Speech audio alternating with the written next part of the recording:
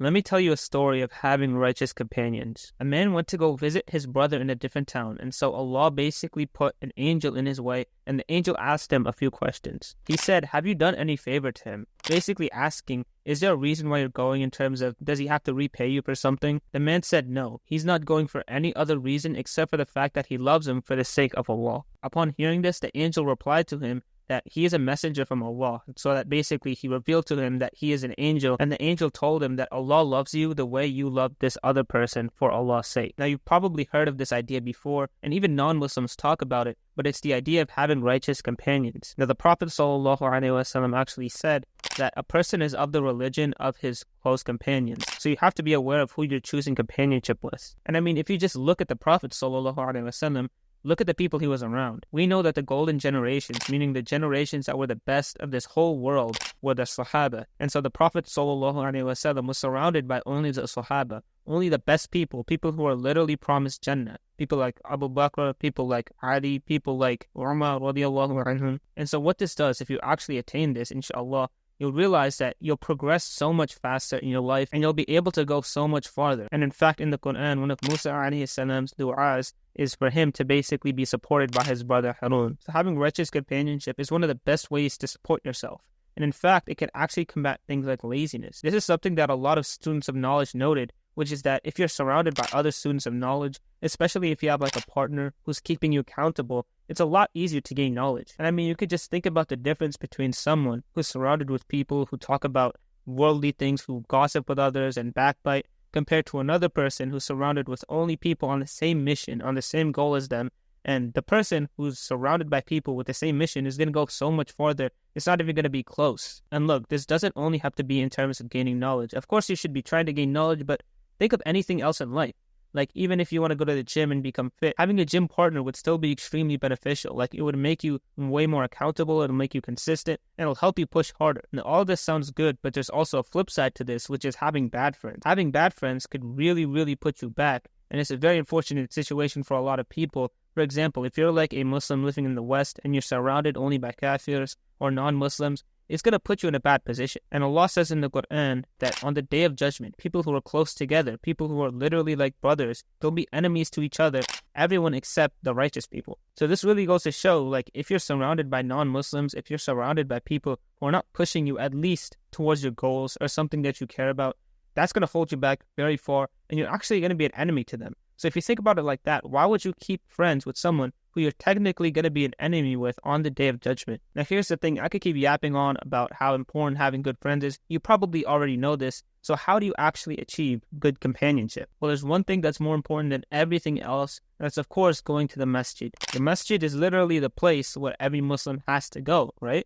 So if you go there, you're inevitably going to be surrounded by good companionship. Now listen, if you're a person who doesn't go to the masjid a lot, like maybe you don't go daily, and you're trying to get into the habit, I highly recommend you do this, because it might be a little hard, especially walking every single day. Maybe you live far, but I guarantee you, if you're surrounded by kafirs all day, like non-Muslims, and you go to the masjid, it's going to be a whole different world, because you're only going to be surrounded among Muslims, and you're really going to feel that in the air. Like, you're going to feel way higher in your iman, and it's just going to be a lot easier to do good things. My advice to you in general is to try and be more social and look for opportunities. Now look, it might not seem like there's a lot of opportunities, but I guarantee you there's actually a lot if you actually look. Like things like halakas, things like programs in your masjid, just ask around, right? And at the end of the day, you should be social. Unfortunately, in the modern day, people are so scared just to even say salam to one another. I mean, I want to give you this challenge specifically. Just go and say salam to a random person, maybe an elder in the masjid, maybe just a Muslim you see walking by. Because what do you think the chance is that they're not going to return the salam or smile at you or anything like that?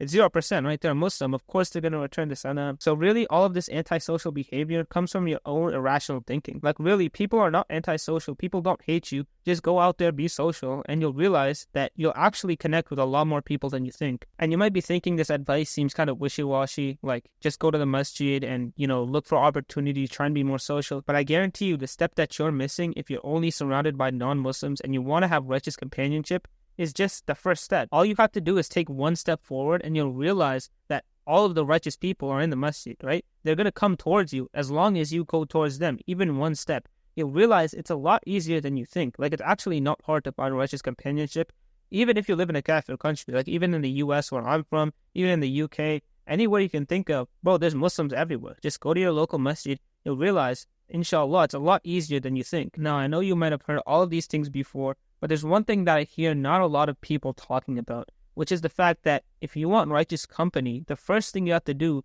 is be the righteous friend yourself. See, if you're a Muslim that barely practices, if you don't go to the masjid, if you barely pray even, then what is the chance that you're going to be surrounded with righteous people? Zero, right? At the end of the day, righteous people will see other righteous people and they'll want to be friends with each other. If a potential righteous friend sees you and you're not praying, you're not practicing, you have corruption in your heart, you're really not a good friend, why would they want to be friends with you? So the first thing is rectifying yourself, right? Making yourself a better slave of Allah, but specifically making yourself a better friend. Now, what do I mean by being a better friend? A lot of people think friendship is only about making the other person laugh or having entertaining moments, but really this is kind of shallow. I mean, you could just think about it.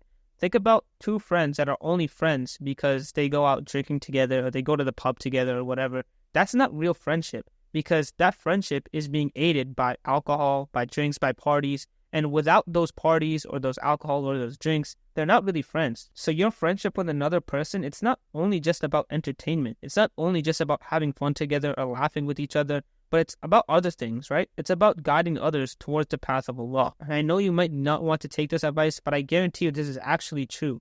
One of the best ways to be a better friend is to care more about the person than the friendship itself. Now, what I mean by this is sometimes you'll realize in your own life, you don't actually guide your friends to the truth. You don't advise them sincerely because you worry about hurting their feelings. Like, for example, you'll see them do wrong and you don't actually call it out because what you're scared of is them kind of admonishing you, them kind of liking you less because you called them out on this thing.